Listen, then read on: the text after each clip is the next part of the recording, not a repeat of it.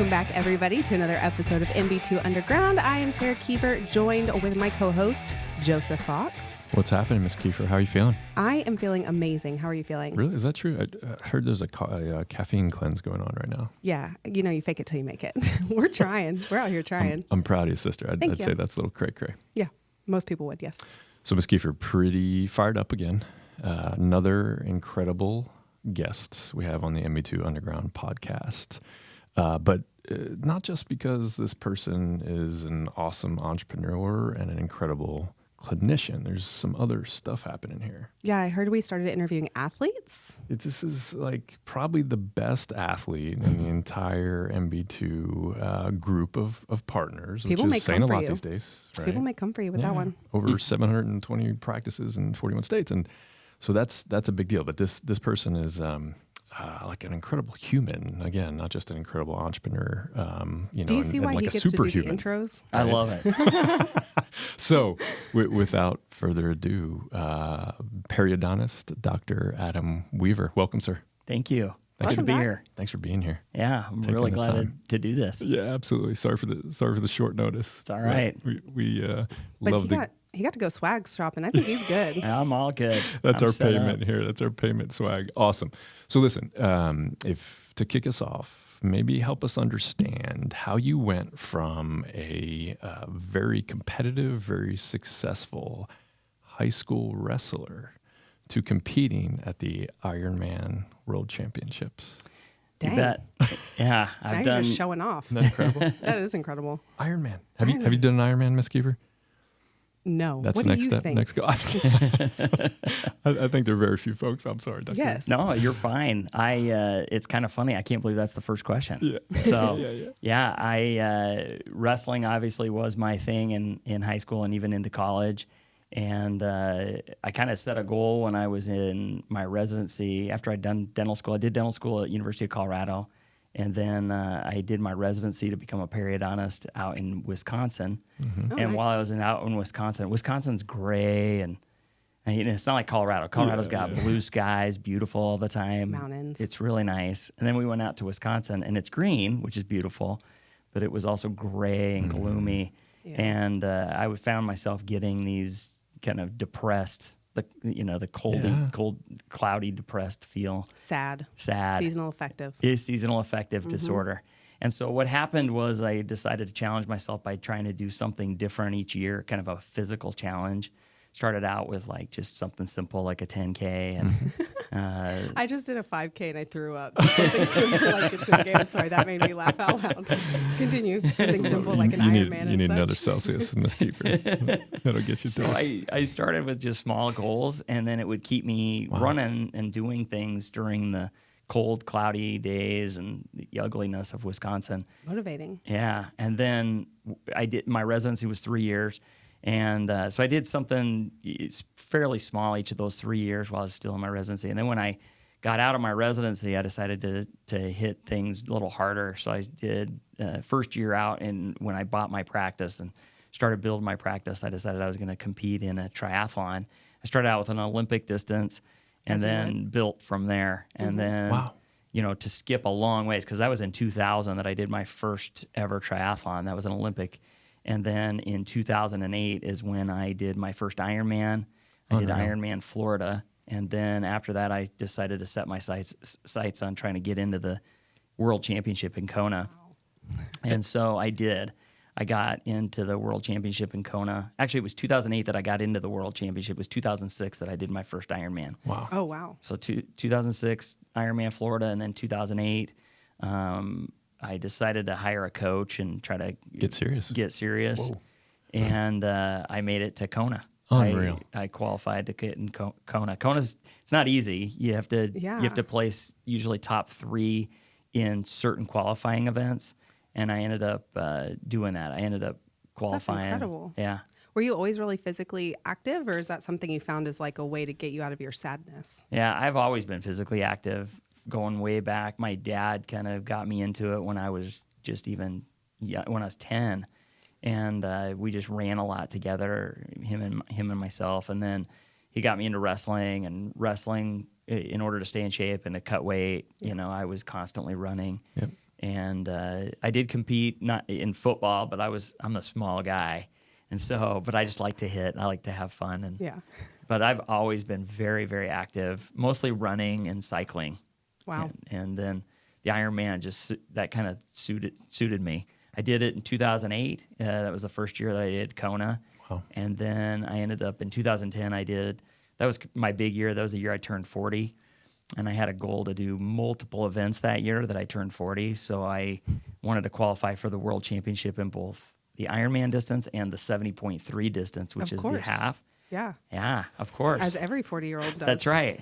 Always pushing the always boundaries. pushing. I love it. And that year I did the Leadville 100 as well. Wow. So Tell us about that. Do you know about the Leadville 100? No. Listen to I this. think This it's is just incredible. like caffeine blacked out a little bit. You're yeah. gonna need, So the Leadville 100 is 100. They have both a run and a mountain bike that's in Leadville, which is the highest city in Colorado. And absolutely gorgeous. Yeah. it's absolutely gorgeous. And you're basically just a few feet below the tree line. Wow. And then it's all up from there. So there's the Leadville 100 in 2010 was actually my second year doing it, but I did it that year to kind of get in shape. But what it is it's a 100-mile mountain bike race. And so think about that, right? What's the elevation? What are we talking about? oh my gosh, I don't want to misquote it, but it's you go up to 13. You go up to about 13,000 feet is where I think you end up doing the turnaround, and then coming back down and back into Leadville. You start in Leadville, and it's kind of an out and back that goes through some lakes. It's really beautiful. It's a beautiful race. Out of all of that stuff, what do you feel like was the most physically challenging thing you did? Actually, the Leadville 100 is the most physically challenging race I've ever done. Yeah, it has to be. It's way harder than the Ironman. That's incredible. I don't know if many people know that. That's fascinating. I've heard about it for many years. Yeah, I've never done the run, but they say the run is even worse. Oh, I can't imagine. Yeah, but I just couldn't handle doing a 100-mile run through Leadville. But I did the Leadville 100 mountain bike race that year. How cool. Yeah. So you're a super athlete. You've clearly passed that on to your children. My children are better athletes than I am, for sure. Especially my oldest son, who works here at MB2. Absolutely. Tell us about Connor. Yeah, so Connor works in the business development team here. I'm really grateful that he actually got that opportunity. And we are as well. That's good. Yeah. And he is definitely a phenomenal athlete. Yeah, he kills me. So he grew up watching me compete. So I was going to ask, did you get him involved Yeah. young like you were? Yeah. So when he was really young, he saw me doing all that. And I was kind of a nerd dad. Like he'd be playing lacrosse and I'd be on my trainer on my bike, literally on the sideline. So I'm in my spandex, bike outfit. Spandex were cool back then, right? I mean, come on. Yeah. And I get whatever this you story say. from all my kids. My kids say, they'll be in their huddle or whatever, and they'd say, "Who's that dork that's over there on the side on his bike?" And my kids are like, "I don't know who that is." I've never seen that person in my life. I don't want to admit that's my dad. That is hilarious. Yeah. I love it. But it's setting a really good example for them. I mean, I hope so. I think that, definitely all my kids are very, very active athletically. And they probably did see that a lot from me. Their mother, my wife, she's done 4 marathons herself. Wow. So, I didn't know that. yeah. So my kids have always grown up kind of watching both of us do a lot of exercise. My wife's not as active anymore, but she still, she did do that, and she did that while they were young. That's How amazing. cool. A power fitness couple. Yeah. So to transition a little bit back to your career, Yeah. right? And I'm sure that's been a huge part of your career and your success, right? As your outside endeavor. But a little birdie told me that you happened to get into dental school without actually formally, technically graduating college. Is that correct? Wait, is that How did possible? you do that? That is correct. Holy cow. You guys have gotten some inside scoop for sure. Yeah, we definitely did. Yeah, so I went to BYU, as did Connor and Aiden, who are here, working. Aiden just started his today, literally started welcome, today. Aiden. Yeah, so, but Connor, he obviously, he was the one that told you this story, but when I was at BYU, BYU is, of course, a religious private school. And as such, they require quite a few religious credits. And I had served a 2-year mission in Paraguay so I went to my freshman year at BYU. Then I served a 2-year mission in Paraguay. And when I got back from Paraguay, I decided I'd had enough of my religion. I'd been teaching religion for 2 years. You didn't need to take the classes. I didn't need to take Come on. classes. And so It's like real life experience. yeah, You've got it. exactly. Right. And I said, so I called up. I only had one dental school I wanted to go to, and that was the University of Colorado. Really? And so I called up University of Colorado like within a month of me coming home from my mission. And I said, what is actually required? I want to know the actual requirement. This was before you get on the internet and just search it all. Right. And so I called them and they said, well, you just have to do I remember writing it all down and saying, okay, this is what I need to do. And I literally asked them, I said, do I actually have to have a degree? And they said, well, Technically. Probably never been asked that, right? yeah, no, I mean, we don't require a degree, but we don't have anybody at this dental school that's never had a degree. You're about to. And I said, well, so you do not have to have a bachelor's degree. And I'm like, and they go, no, and I remember her even not hanging up, but putting me on hold and then going to ask somebody and comes back and says, yeah, I was just told you don't have to have a degree. We just don't have anybody that's ever come to the University of Colorado without a degree. And I said, okay, well, that's all I needed to know. Trendsetter. So Boom. then I just hit all the classes that were required for dental school and just tried to ace them, do very, very well in those classes, and ignored all my religious requirements at BYU. And then I decided to apply because I'd finished all the courses that they required. So I decided to apply to the University of Colorado Dental School. And I went out there for my interview, and they said, well, you don't have a degree. And I go, I know, but it's not required. But they kind of shunned me almost. They were like, well, Right.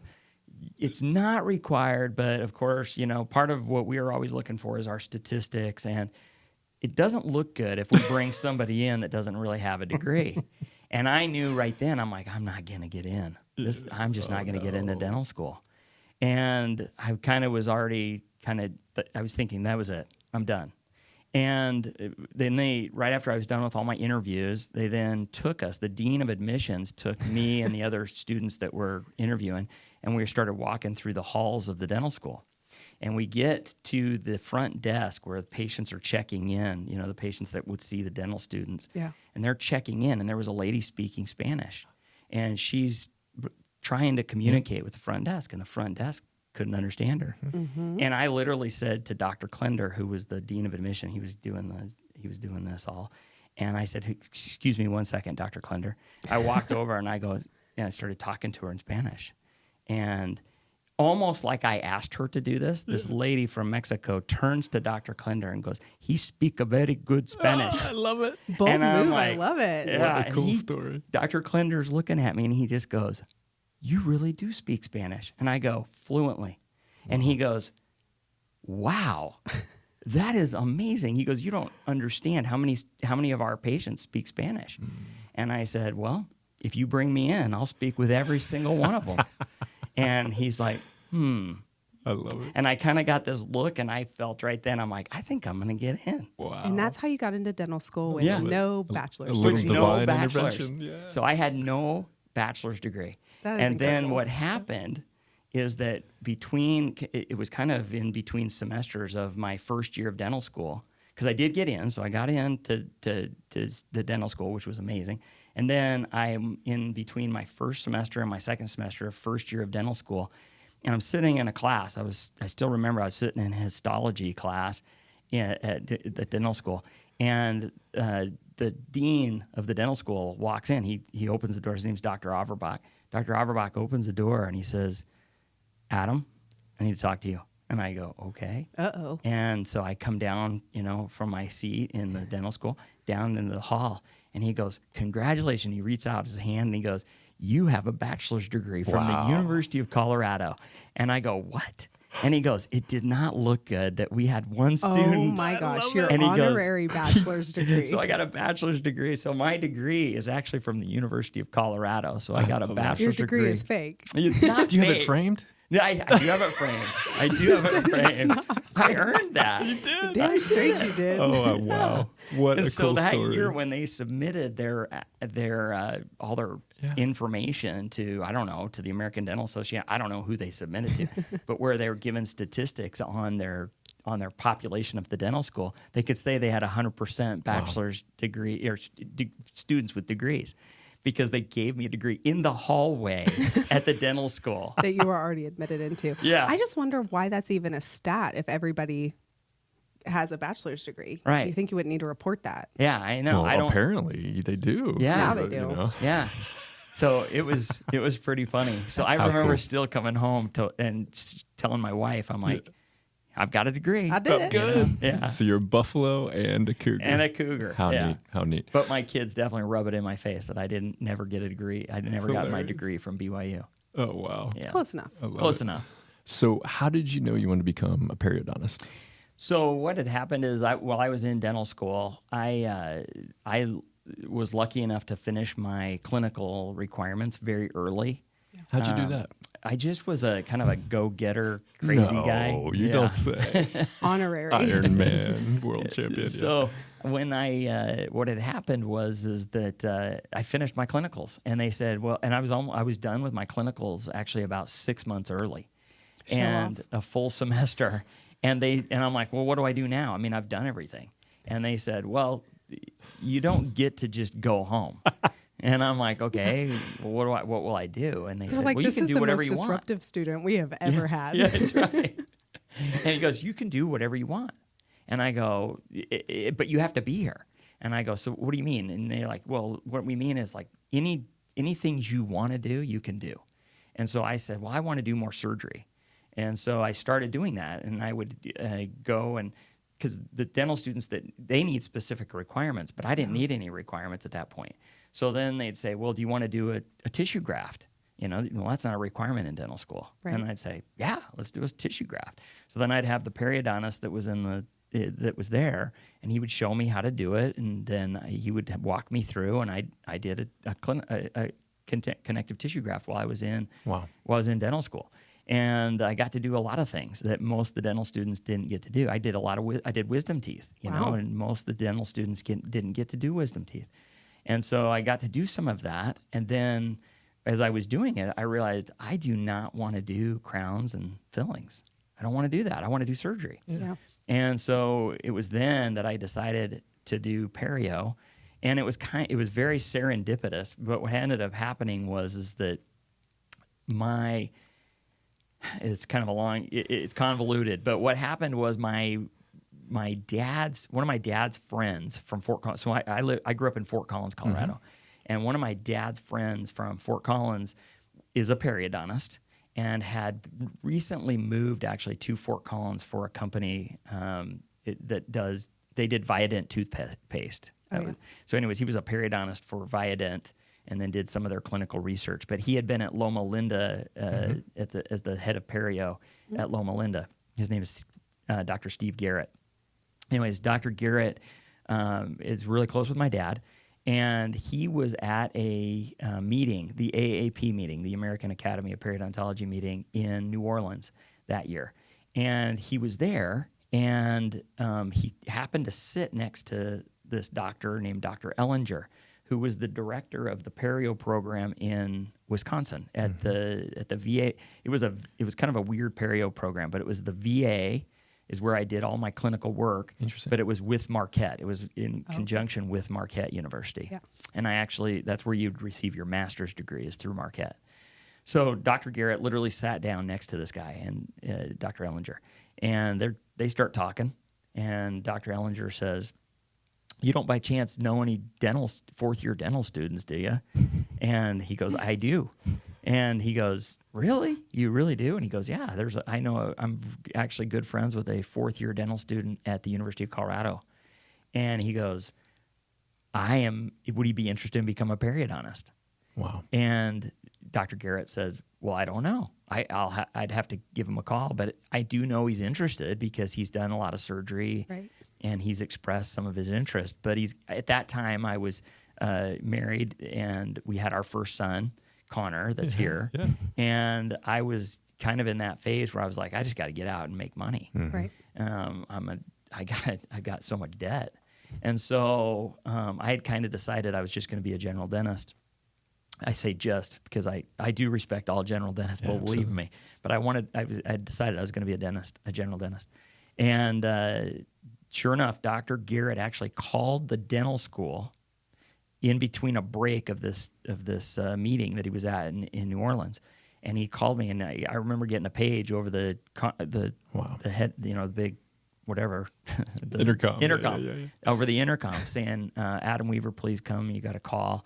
So I go up there, and it's Dr. Garrett. Steve calls me up, and he says, hey, you were not going to believe this, but I'm sitting next to the director of the perio program out in Wisconsin. And he said, do you want to be a periodontist? And I go, do I have to decide right now? And he says, well, no, you're going to have to go interview. But he goes, you will have this opportunity. And I go, well, how did this happen? Match has already taken place. So match is, for those that don't know, is where the residency programs match with students. So you go and you interview at these programs, and then you mark down like, oh, I'd put Marquette at number 1. And if Marquette says, we'd put Adam Weaver at number 1. Like rushing a sorority or fraternity. Correct. Yeah. Then you match. Same. You match up, and then you get to go. That's how they decide who they're going to, who's going to go where. And this has already taken place. And this has already taken place. But what had happened is that program had failed to submit their application on time. So they got no students. Oh, wow. So at the time of the meeting was when Dr. Ellinger had found out that he had nobody apply. He was literally at the meeting, and they called him, and he was saying, where are my students to apply for match? Right. And then he had called the match program, and they said, you guys didn't submit your application on time. So you have no students. So now this guy's kind of out there beating the bushes in New Orleans trying to find somebody. Yeah. And so I said, yeah, I'm very interested. I'd go out and interview. And he goes, well, and I go, my problem is I've got to make money. I've got now this son and my wife, and I have nothing but debt. And he goes, well, you're not going to believe this, but this program pays. Wow. And I go, no way. I could go into my residency and get paid? Because I hadn't even heard of that, to be honest. And so I said, I'm very interested. So then I booked a flight literally that day to go out to Wisconsin. And like the next weekend, I met Dr. Ellinger. And I was the only applicant. I mean, I hate to say that, I was the top guy, but I was the top guy. You were the top guy. Again. I mean, it was just crazy. So another example of divine intervention. That's right. How cool. Honestly, I felt that way. It was crazy, but I really felt like I was kind of being led in the right direction. Yeah, absolutely. And it worked out amazing. And then I did. I got paid while I was in my residency because the VA, it was through the VA. And so the VA paid me. They paid me a grand total of $38,000. Nice. Wow. Yeah. But it was $38,000 more than I was making. Yep, exactly. No, absolutely. Better than zero. Yeah. Right. So you made the decision to periodont, and then tell us a little bit about how you got to the point where you were now owning multiple locations. Yeah. So then I when I finished my residency, which was in 2000, I decided I wanted to own my own practice right away, and I wanted to go to Colorado. And so I went out, and what I did is I had the AAP list of periodontists, and on there it would tell the graduating year. So I was looking for periodontists that were kind of in their 60s, thinking that somebody's probably close to retirement. And that plan ended up working. So I found this doctor. His name was Dr. McDonald, and he was in Denver.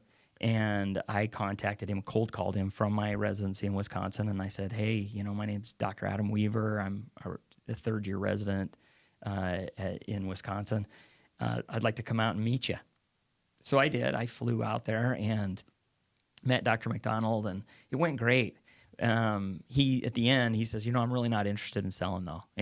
All this time, he felt like he was leading me along and that it was going to be no big deal. Right. But then as I'm leaving, he's like, I'm not really ready to sell.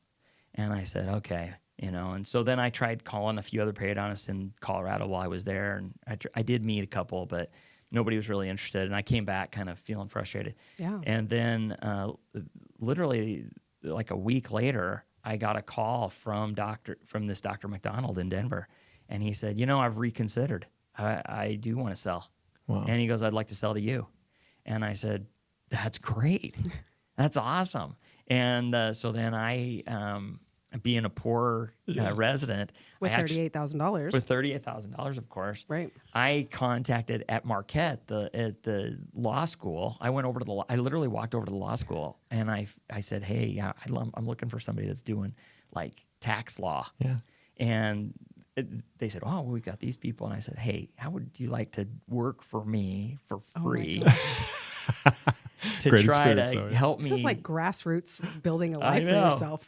And I found this guy. His name was Scott Jensen. And Scott said, listen, I'm trying to get my CPA and I'm doing tax law. I'd love to run the valuation of your practice and kind of do this. This would be great, information, good for me. And I said, well, it's good for me because it's free. And he said, let's do it. So he did all my valuation. Wow. And helped me through. He negotiated the whole deal and everything. And That's he was incredible. He was just there doing his law school. And then I bought that practice. So in July 1st of 2000, I became the owner of a practice, a very good practice in Denver, in what's called the Denver Tech Center. Yeah, absolutely. And from Dr. McDonald. Dr. McDonald stayed on and worked with me. And he had an associate named Dr. Kuhar. So Dr. Kuhar, Dr. McDonald, and myself were all three working. And I slowly, got to know the referral base and did what I could to garner their support, and did so. Dr. McDonald's a sad story, but he ended up passing away about 2 years after that. Wow. He was it was working out great. He was actually working whenever he wanted. It was a great deal. And one day he was on a vacation in Portugal, and he was literally at a bus stop, and he passed out, and they took him to the hospital in Portugal. And he found out that he had a brain tumor. Oh, wow. And it was inoperable. He came back. He called me from Portugal and told me that he was done and what was going on. And then when he flew back, he then went to UCLA the medical center at UCLA. Him and his wife moved out to California, and that's where he unfortunately passed away. I went and visited him a couple times, and then unfortunately he passed away. What did his mentorship mean to your career? I mean, take it, and what was it like to be an owner of a practice, but the youngest of three clinicians? It was amazing. First of all, both Dr. Kuhar and Dr. McDonald were amazing clinicians and taught me, stuff that I never had really learned while I was a resident. Wow. And I really loved Dr. McDonald. He was a fantastic guy, and just very, very personable. Showed me what it was going to take to become to own and run a business, as well as be a periodontist. And he trusted me right from the beginning. I remember he really tested me right after I purchased the practice. Like, I walked in and he's like, "I've got you set up for a bilateral sinus lift with 4 implants." I'm like, "What? Wait, are you saying not everybody can do a bilateral sinus lift for 4 implants? We're talking to an Iron Man here, my friend. And he's like, "You feel comfortable with that, don't you?" And I'm like, "Yeah, let's do it." That's the spirit. Yeah. And so he shows me, I'm like, let me see the x-rays. Let's see what's going on, and let's do this. And then he goes, I want to assist you for this. And I go, let's do it. Wow. And so like my first surgery was a bilateral sinus lift with placing 4 implants. It was crazy. And he was my assistant during the whole procedure. That is so cool. How cool. That's a great story. Yeah. What would be your advice to dentists that are wanting to become leaders or to show more leadership while also trying to pursue like personal? I mean, in all of this time, you have a family. Sure. You're raising your family. You're in debt, trying to figure out how to step into a practice and be an owner. What advice would you give to people that are, trying to get into leadership and show their leadership, but also trying to balance their personal life? Yeah, I think the key is to use your day. I've always told, and my kids, I tell them the same thing, is like, you plan out and you do a day as if there is that full day. You don't think about like, oh, I need to watch TV, right? You think about, well, I need to do this or that and this, and you plan out what you have to do, and then you do those things. And if you have time to do something that's more casual, you do it. Yeah. But the key is that, and we use this analogy a lot in our family, where you take a pitcher and you've got rocks, you got the big rocks, and you got the sand, and then you got water, and you look at that and you say, how do you fit that all in that one container? Right. And if you do it the wrong way, if you put sand in first, and then start to put water and then put your rocks in, you're going to find you probably don't have enough room. But if you put the rocks in, then you get the sand and you shake the bottle as you go, and then you put the water in last, you're going to be able to fit it all in. And that's the way you do it. Strategy. You strategize your life. And I think that I know in my life there's things that are far more important than being a dentist. And being a dad, being a father, being a husband, those are the things that I would say are the most important thing to me. So if I can do those as my rocks and put those in first, then the other stuff, the sand, like doing an Ironman, believe it or not, that's sand. That's not a rock. Yeah. That's the sand. And so you start filling in around the biggest things. Then lastly, you put in the things that really don't matter a lot more, but there's the water that has to go in at the very end. Yeah. Then you find time for things, and all of a sudden people are going, wow, he does a lot of things or whatever. Well, it's not my purpose to, like, I didn't do the Ironman so that people would say, you're so cool or you're a leader. You are so cool. But you are, yeah. Well, and a leader. Yes. Well, I appreciate you saying that, but that's literally not, obviously I didn't look That wasn't for the goal. that. Yeah. Right. And it goes, and this gets a little bit probably, I don't know, maybe it's good for people to hear, but Great. It's great. Yeah. I had two brothers that growing up that have died. Wow. And my brothers Tyson and Timmy. And Tyson and Timmy both were born with a genetic disorder called Batten disease. And it's a lipid storage disorder. And they were born with it. My mom and dad both contributed genes. Wow. That they were born with this terrible, terrible disease where they were born normal, beautiful boys. Mm-hmm. And then as they grew up, they started losing things. The first thing they lost was their eyesight. Oh, no. And they went blind. And then after blindness, they lost other abilities, including the ability to even eat. So I grew up in a family. I was the oldest of 6 kids, and I watched my brothers basically die in front of me my whole life. That's devastating. And the thing that it was for me, that's always been in the forefront of my head, is if my parents and my brothers could endure something like that, then doing things to challenge myself were actually needed. Yep. Because I felt like an obligation. I literally felt an obligation to myself, to my wife, to my kids, right, that I can endure things that I can endure, and even if they're self-inflicted, at least I'm enduring certain things. But no matter what, I've never endured anything like my parents have endured. 100%. Wow. And I've never endured what my brothers have done, and they've died, they've passed away.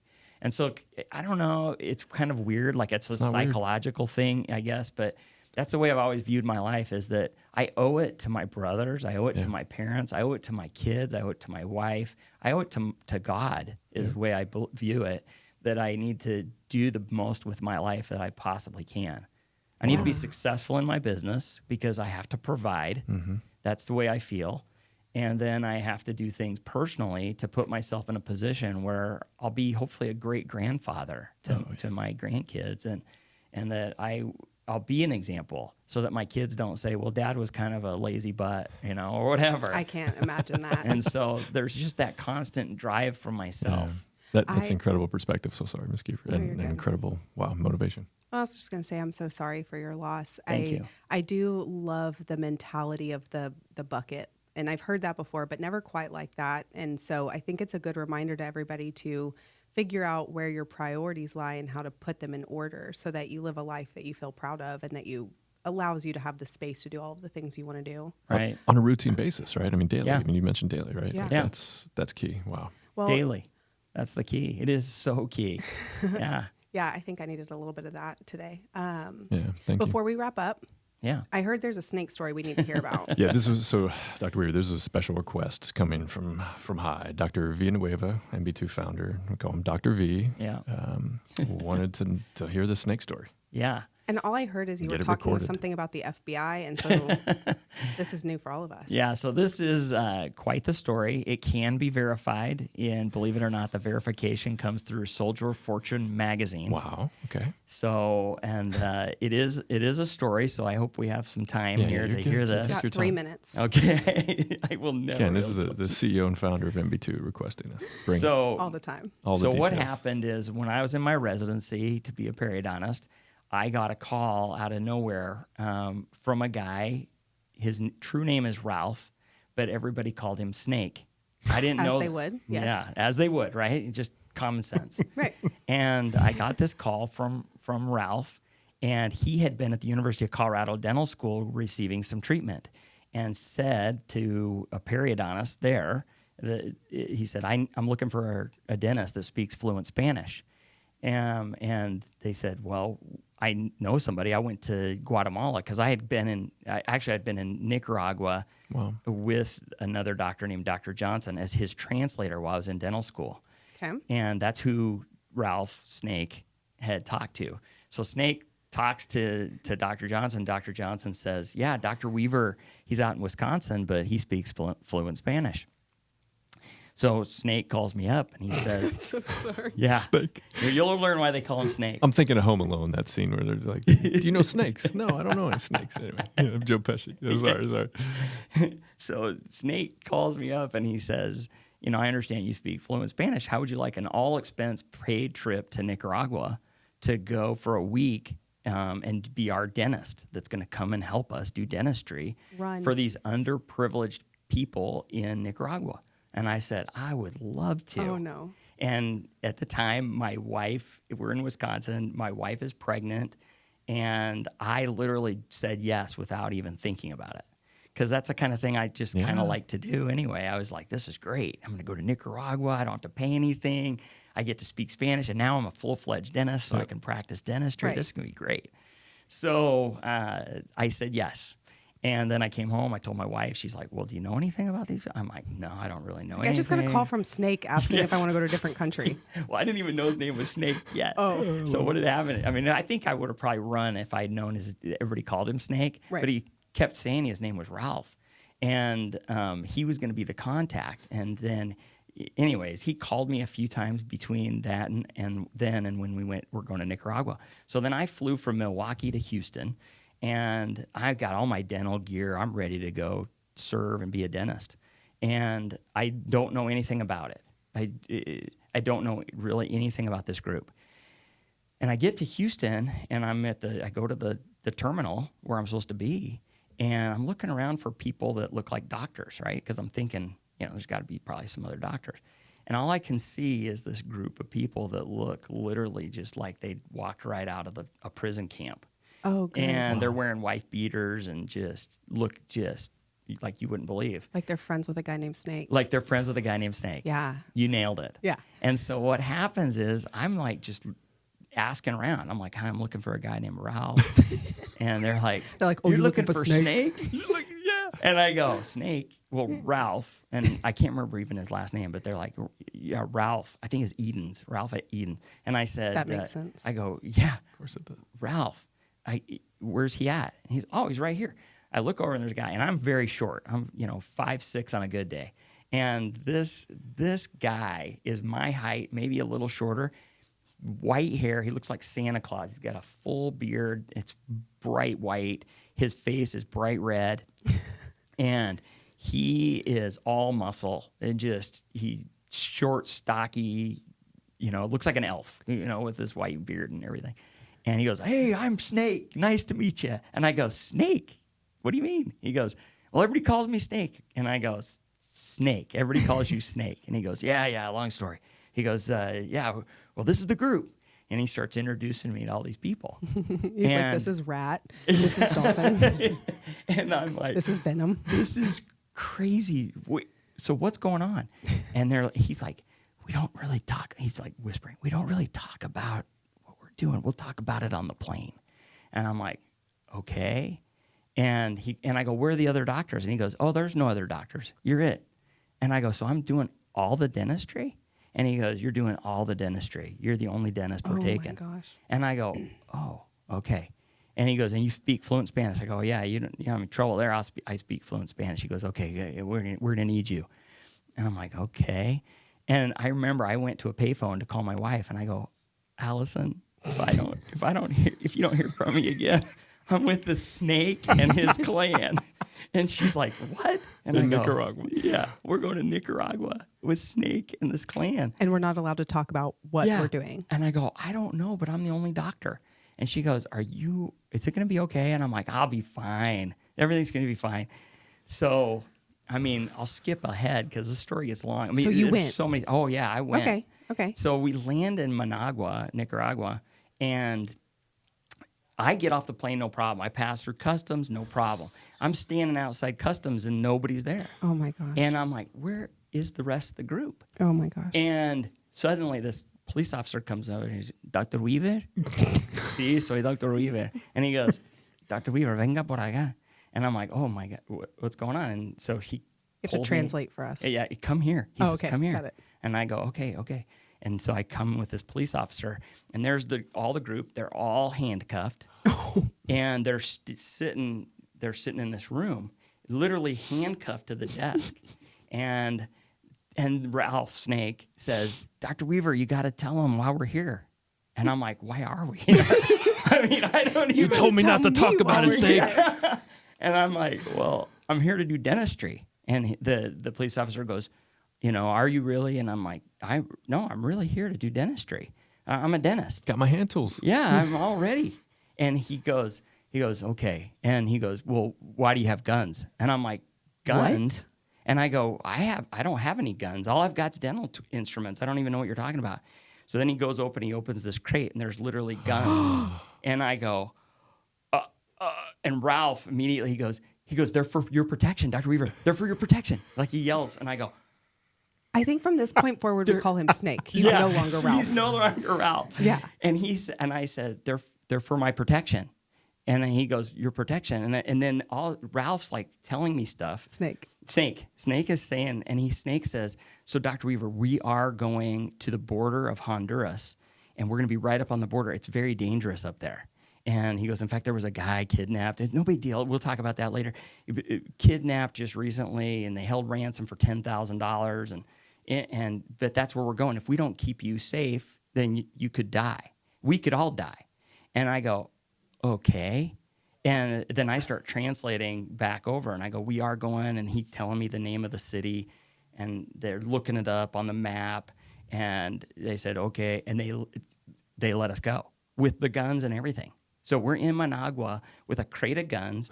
What kind of guns? Sorry, I just Big like machine AK-47. guns. Yeah. Wow. And yeah, I didn't anticipate it was a bunch of handguns and a little big crate. the whole thing was nuts. Sorry, dumb question. And we were there so long that we couldn't catch we're supposed to get a truck, but they did let us go from the airport.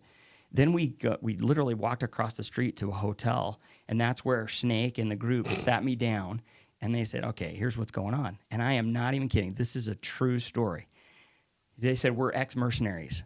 We're a group of ex-mercenaries, and we're here in Nicaragua. All Americans. All Americans. American mercenaries. Oh, my word. And he goes, we're here in Nicaragua because we believe that there was a plane shot down during the Bay of Pigs invasion that's up on the border of Honduras. And the only way we could get up there and get into this area is to do a dental trip, to have a medical person that could give us authorization to get there. So you're our key to get to this border of Nicaragua, of Honduras. And So you're a criminal. no, because I haven't done anything wrong. You're like, I just said that the guns were for my protection. I don't know. Well, they were. Right, valid. That's Valid. mean, I didn't say anything wrong. I was being very, very truthful this whole time. I literally knew so little that it was pathetic. And I still remember we were sitting there literally eating lobster tails at this little hotel in Managua, and they're telling me these stories, and I literally started fearing for myself. Wow. And I was like, what am I really getting into? I've got one kid, my wife's pregnant. And without consent. And and I am here, and I am now going to be in a truck going up to the Honduras border, looking for some plane that was shot down. So we get in a truck the next morning, and I literally sat in the back of a truck, of a flatbed truck. I sat on my dental tools on a truck for 6 hours to the border of Honduras. And I still remember we made a stop at this little teeny town to get something to drink, and I was translating, and I was helping everybody out. And they found out that I was a dentist, and I said, I am a dentist. And they were like, well, we've got this person that's got a bad tooth. And I said, oh, take a look. That's what I'm here for. And so I got out my headlight. I looked in her mouth. I go, that tooth's got to come out. Wow. And they're like, well, what do we do? We're hours away from any dentist. And I go, I can do it right now. So I pulled out my bag and got out my stuff and It's a gave good her thing an you brought injection. that. Yeah. I took out her tooth. Wow. And gave her some medication. And by the time I'd finished, there was a line Holy cow. for blocks trying to see me. Yep. And so I'm telling Snake, I'm like, what do I do? And Snake's like, just do it. He goes, we're fine. Dude, let's get this going. Let's help out this group. How cool. I said, let's do it. So I started taking out, all I could really do was take out teeth. Right. Because that's really all I was set up to do. And I think I've extracted maybe 20 to 30 teeth Wow. right then. And then we got back in the truck and headed back up. So we get up there and news had traveled that there was a dentist. Oh my And gosh. we get there and it was like I was a rock star. I got to this town and there were people dressed in their Sunday best.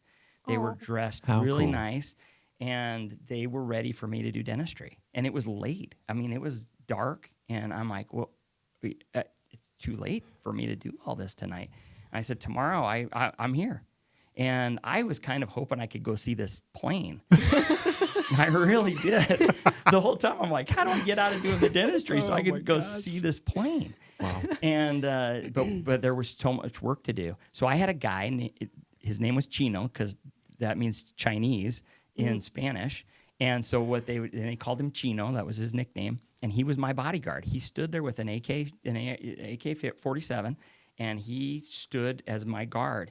And the entire time, in fact, in Soldier of Fortune magazine, you'll see this picture of me No way. doing dentistry, and there's a guy with an AK-47 standing right That is outside the window, incredible. guarding me. Unreal. And I did dentistry. I extracted 1,000 teeth. I literally, in that Soldier of Fortune magazine, there's a stack because I kept every tooth that I extracted, and I built it into a pyramid, and just to keep track of how many teeth.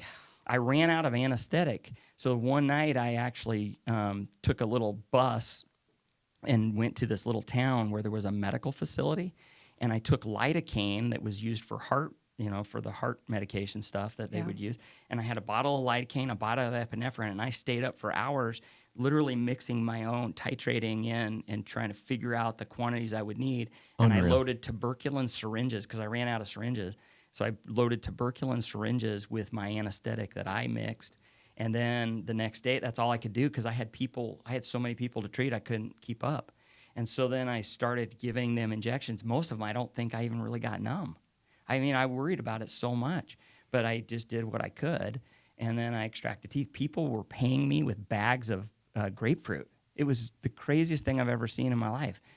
They would literally bring bags of grapefruit and say, I don't have any money. Would you take my grapefruit? And I'd say, I'd love to take your grapefruit. Oh, wow. I feel like for anybody that's listening to this right now, I wish you could see the video because all 5 of us in this room are just like Well, in shock. We're gonna get the Soldier of Fortune picture and plaster that on the It's video. That was crazy. such an incredible story. So yeah, mission trip on steroids. The Yeah. coolest mission trip story I've heard.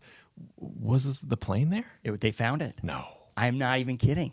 So the story in Soldier of Fortune really goes through that story. They had hiked up. They had found it through satellite intelligence. They had done this satellite stuff, and they found this plane that had veered off course during the Bay of Pigs invasion, American plane, and they found it with dog tags. There was a Wow. they Oh found my the dog gosh. tags of an ex Air Force member.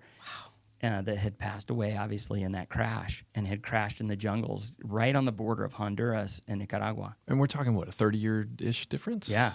That is Unreal. wild. So who employed Snake and So Chino? Soldier of Fortune magazine. So what happened, there was another guy who's actually the editor-in-chief for Soldier of Fortune, and his name's, I can't remember his first name. His last name is Brown.